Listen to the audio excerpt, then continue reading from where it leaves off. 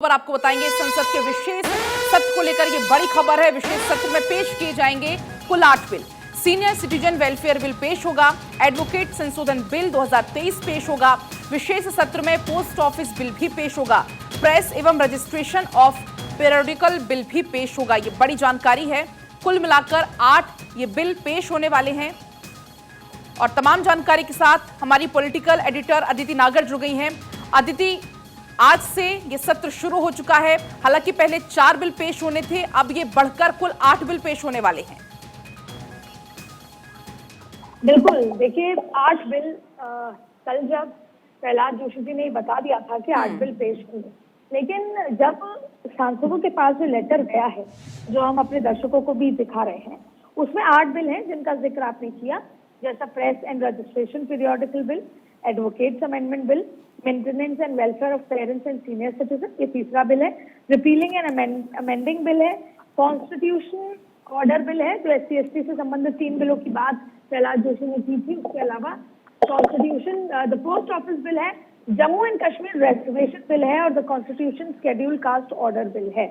ये 8 बिल जो आज सांसदों को भेजे गए हैं, जिन पर चर्चा होनी है जब रेगुलर बिजनेस होगा, जो कि 20, 21 और 22 को होगा।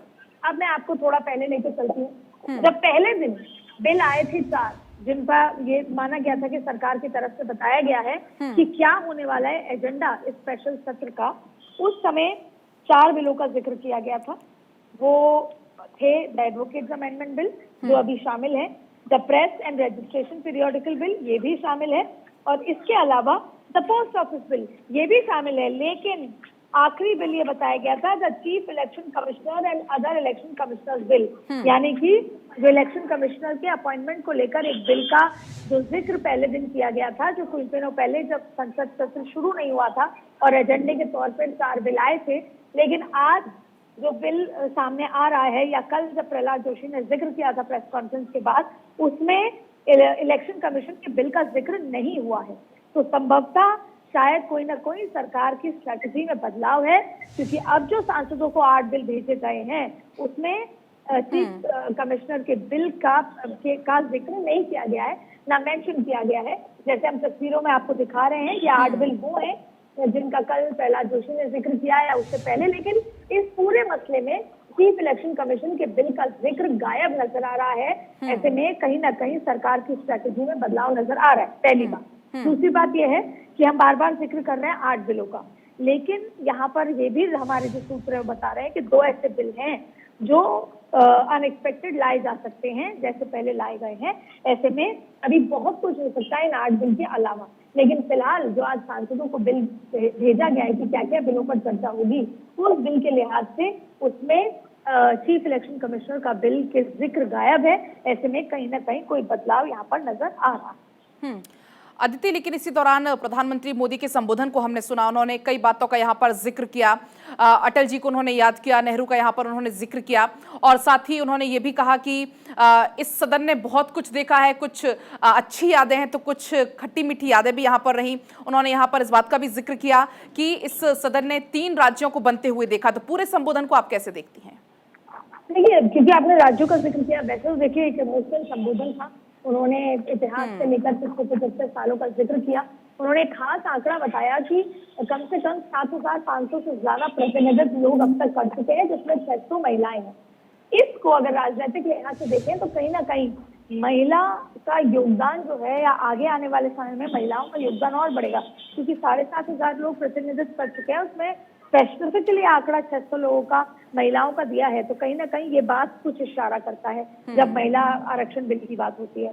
दूसरा, उन्होंने नेहरू की बात करी, तो अटल जी की भी बात करी, तो उन्होंने तमाम बातें करी। और फिर उन्होंने एक बात का जिक्र किया कि जब उत्तराखंड बना तो दोनों ही राज्यों को खुशी हुई, और ऐसे करते करते उन्होंने आंध्रा और तेलंगाना का जिक्र किया।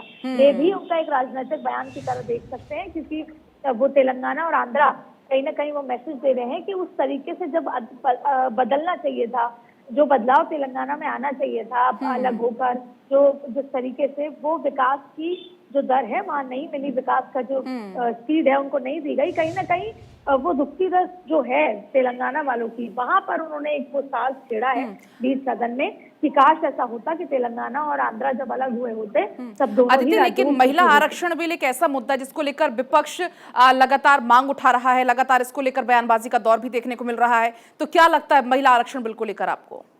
देखिए, इस बार तो विपक्ष ने भी प्रेशर बिल्डिंग करनी शुरू कर दी है। कल जब ऑल पार्टी मीटिंग हुई तो विपक्ष का साझा ये बात थी कि महिला आरक्षण बिल आना चाहिए, लेकिन और आज जब ये आंकड़े का जिक्र हुआ महिला आरक्षण को लेकर कि 7,500 लोग जो हैं अभी तक प्रतिनिधित्व कर चुके हैं, लेकिन उसमें से 600 महिलाएं अभी तक प्रतिनिधित्व करती आई हैं पिछले 75 सालों की जो बात हुई। यानी कि हमें रेशियो समझ आ रहा है कि महिलाओं का रेशियो क्या है।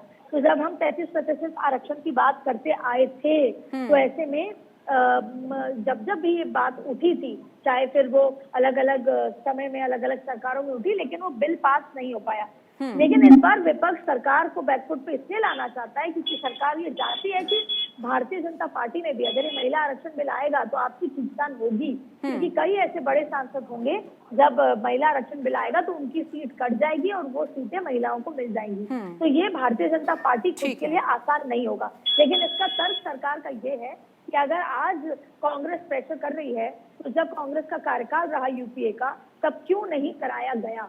ऐसे में आरोप प्रत्यारोप का ये आगे आपको देखने को मिलेगा। लेकिन फिलहाल आज महिलाओं का जिक्र किया, महिलाओं के भागीदारी का जिक्र किया, वो कहीं ना कहीं संकेत करता है कि महिला आरक्षण बिल जो सरप्राइज बिलों में से एक हो सकता है, लेकिन ये बिल्कुल अदिति, और प्रधानमंत्री मोदी ने कुछ यहाँ पर सरप्राइज का भी इशारा यहाँ पर किया। देखने वाली बात होगी आने वाले ये 3 से 4 दिन कितने अहम होते हैं। फिलहाल बहुत बहुत आपका शुक्रिया तमाम बातचीत के लिए, तमाम जानकारी के लिए।